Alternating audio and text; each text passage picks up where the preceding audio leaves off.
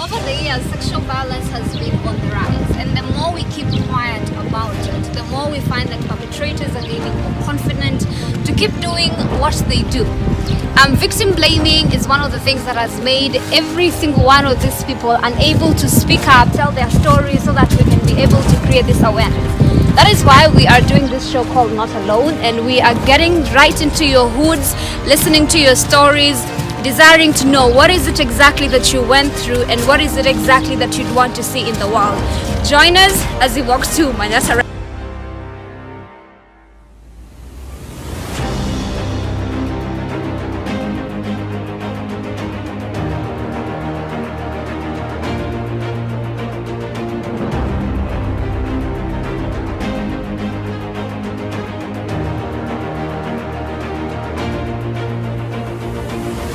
My name is Matete.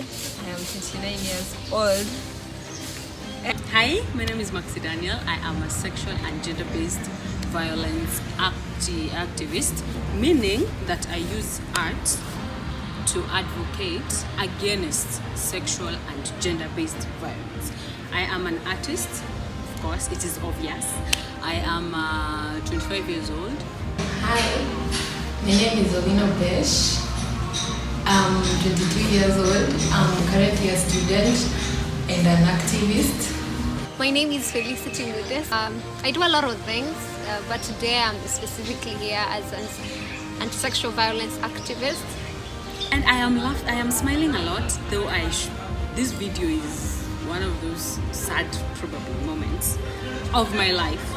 I grew up as a last born. When I was 10 years old, there's this family friend.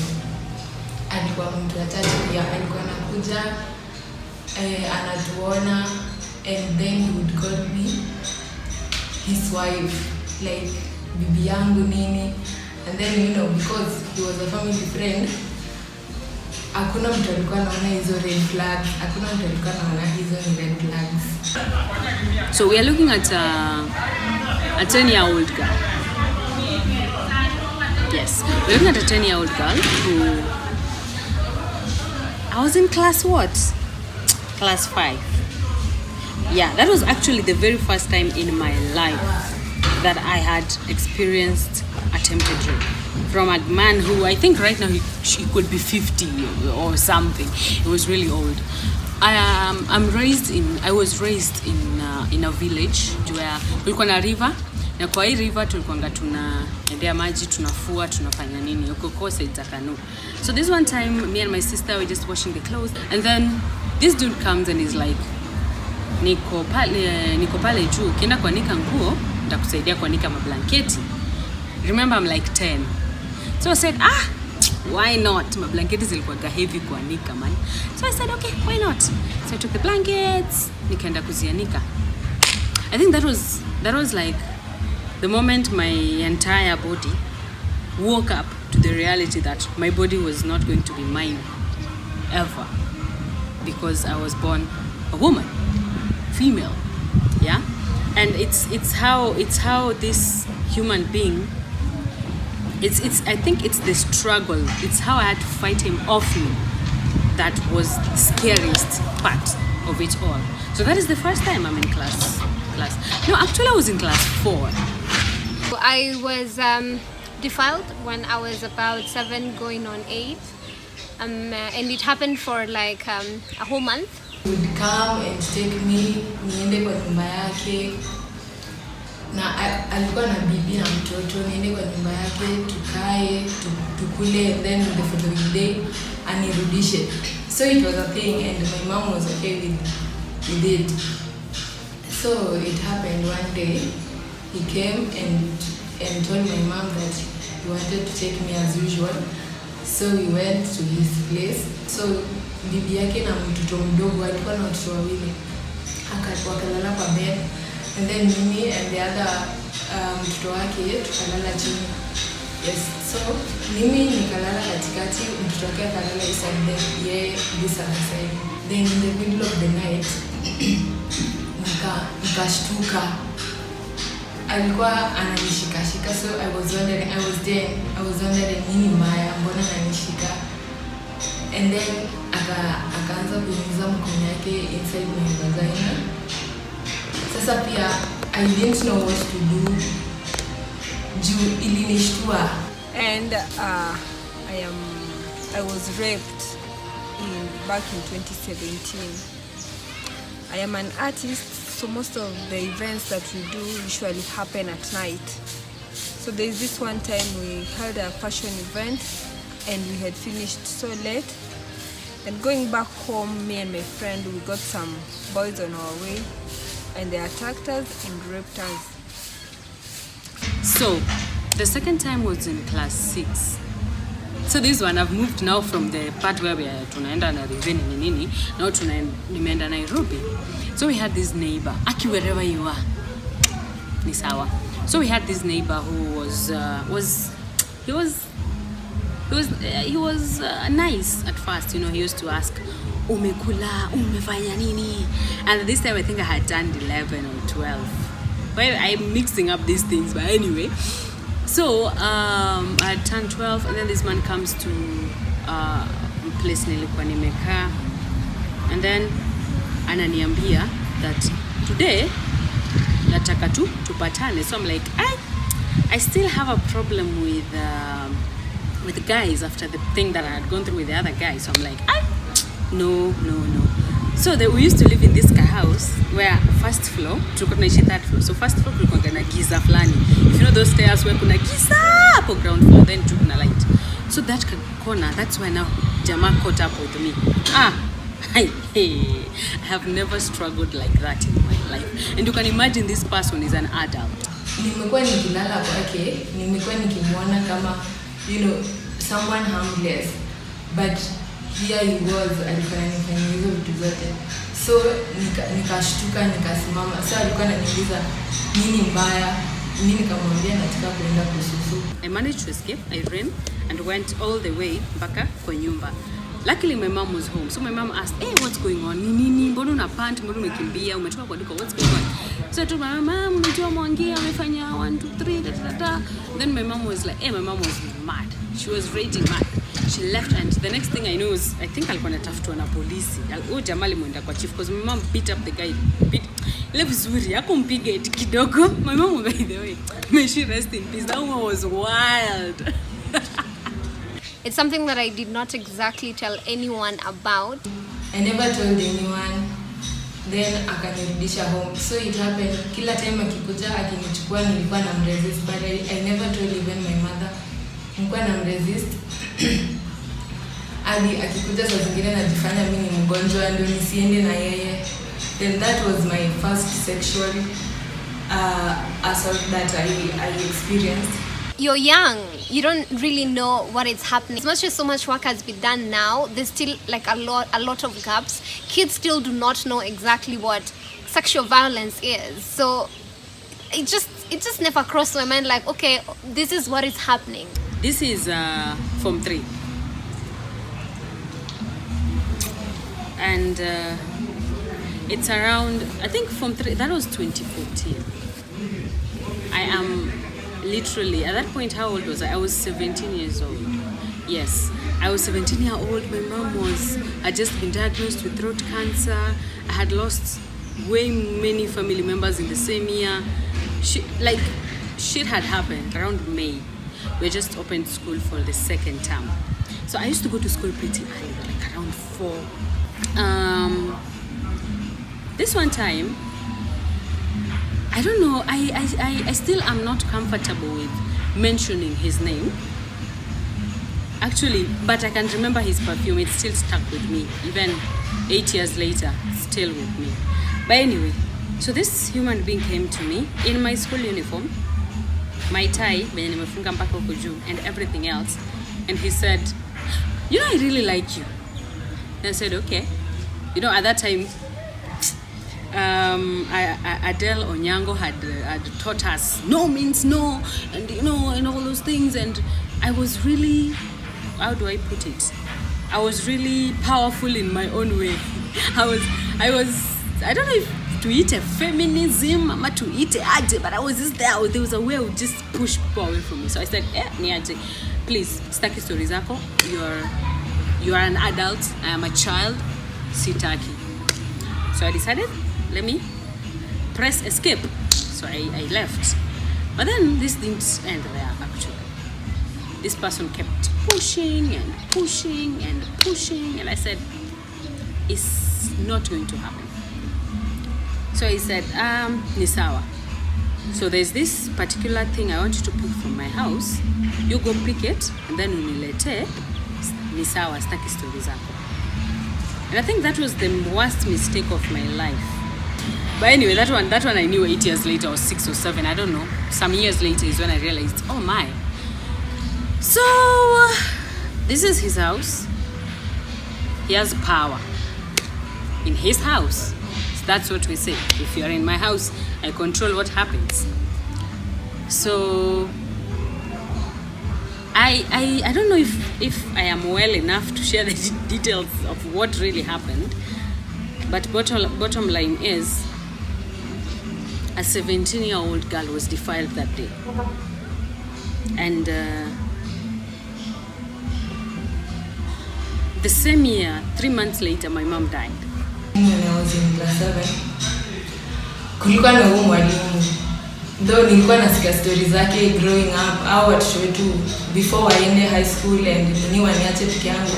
Nilikuwa nasikia wakipiga story ati Mr. Donga anapeanga wasichana mimba, analala nao. So it was a thing. And then alikuwa na produce quality marks. So the teachers walikuwa na ignore, plus the school head teacher alikuwa na ignore, because angeenda mathematics ingekuwa inaanguka. So mimi na mathematics hatukuwa tunapatana. I used to fail maths terribly. So he knew, akaanza kuniambia, you are a bright girl, unafaa upite maths. So he could come. Tulikuwa tunaenda shule Saturdays na Sundays, na unapata in the whole school ni yeye tu hapo na sisi ma pupils wa class 7 na 8. So angekuwa ananiita, tunaenda tunafanya maths, ananifunza, ananiambia nataka nipite, but nilianza kuimprove from 30s to 50s. Nilianza kuimprove. So ikafika time fulani tu tulikuja shule as usual. So akatumana niende kwa staff room. Maria alikuwa ananifunza maths. So nikaenda na kitabu yangu as usual, nikaenda. So akaanza kunifunza hizo construction, kutumia hizo compass na sijui nini, ilikuwa inanishinda. Akanifunza, then later on akaniambia nisimame. Akanigeuza hivi side ya blackboard. So mimi I didn't know what he was going to do. Akaanza kunishika, ndio nikamuuliza anafanya nini. Akaniambia wewe tulia tu. So akaanza kunishika, then vile alianza kunishika matiti, sasa nikajua this one is wrong. Ndio nikamuuliza mbona unafanya hivyo. Akanishika mdomo hivi, akaniambia nisiseme anything, nisishout, nisifanye anything. So alinishika mdomo, akanirep.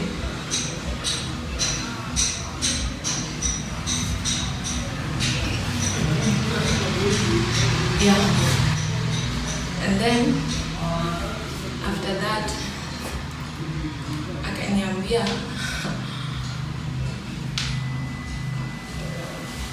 after he finished, I was bleeding, and then he said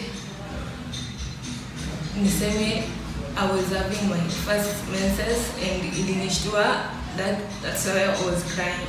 So he sent for my best friend, akamwambia that I was having my first menses and I needed to go home. So he told her to bring sweater. Akanifunga kwa waist, my friend. Akanifunga kwa waist, and then tukaenda nyumbani. And I had told my dad about this. I had told my teachers about this. So when tulifika home nikamwambia, by the way, si ati ni periods niko nazo. I told her everything. But When I was almost finishing my Form 4, I sat down with my best friend because I had gotten another trigger and I was spiraling out of control, and I told her everything that had happened. but pia juu sasa yeye alikuwa tu kama mimi, angeweza nisaidia niambie nini nafanyika, tufanye nini. But it was one of those, okay, fine, you've told me, but I can help you. All I can do is listen. So ikaisha tu hivyo. Then my mom came a month later. Nilikuwa nataka kumwambia, but sasa sikuwa na hiyo, singeweza kumwambia, sikuwa na hiyo strength ya kumwambia kenye ilifanyika. I remember sitting down with my uncle and actually asking him, I remember you did ABCD to me, and then he goes, I asked him, do you remember that? And then he goes, I do not remember. And in my head, I'm like, you cannot not remember. It's either yes or no. It's either you did it or you didn't do it. And then I was like, anyway, all I wanted to say is I forgive you. So on that day when we were raped, we immediately went and reported the incident to the police. On reaching there, I felt we didn't get as much support that we needed at that time. And actually one of the teachers made fun of it mpaka nikamaliza Form 4. I was in Form 3. And the police actually even asked me, ulirepiwa kama umejivaa hivi? And it's something that every time I dress up, I remembered, na hivi venye ninavaa italeta incidents ingine ya rape. This human being that was the only thing they could talk about. Maxi, you, and you know, let me tell you, I was even accused of lying. I was told that was a lie, that I had made up that story because I wanted the person, but the person did not want me back. So I had made up the story of being defiled by them so that I can get their attention. Actually, it is only one mwalimu who believed me, who we still talk till date. And she was there and she told me, I believe you. No matter what everyone else is saying, I believe you. But let me tell you something. My dad, when he was called to school about the issue, if he was aware, Jama made fun out of it. Like it was a joke. My dad is kind of deadbeat, so anakuanga tu hapo. His dad, I don't know, maybe this video might reach you because you have friends and people who are on social media, and you're also a social media person. So instead of believing your child and actually helping them, do one, kulikuwa na risks za pregnancies hapa hivi. I'm 17 man, kuna risks za pregnancy, kuna risks za HIV, sijui hizo vitu zote, hizo ma risks zote zikutagana. Kuna pia mental health, whatever's. Nothing. That story became a joke for almost 2 years later. And it was just, I don't know. I think for me, I died at that point. Nikanyamazia tu hivyo. Yes. Then vile sikuwa nasikia vibaya sana 3 days later, so nilikuwa naenda tu shule, and because nobody knew, hakuna mtu aliniuliza class. So mwalimu sasa akiingia class hivi nilikuwa natetemeka. I don't know how, but kuna tu vile nilikuwa namuogopa, hata akifunza hakuna kitu nilikuwa nasikia. Nilikuwa nasikia but sisikii hiyo. Yes. A part of me was just the entire me died at that point. Because I was like, no one was believing this story, number one. No one was willing to hear me out of what had happened. And the amount of, let me just put the story aside. I am so angry, still am, till now, 8 years later. I am so angry at the people who have the audacity of not to believe rape or defilement victims. Fine, kuna watu danganya, but why don't you first help this person? I literally had to walk to a chemist to ask for those pregnancy prevention pills with my best friend and another classmate of ours. And even the mtu wa chemist aliuliza what went down, and then I explained to him, and he was like, eh? And who have you seen so far? I'm like, I told Mwalimu, and she was like, da, da, da. And then I told my dad, and he was like, da, da, da.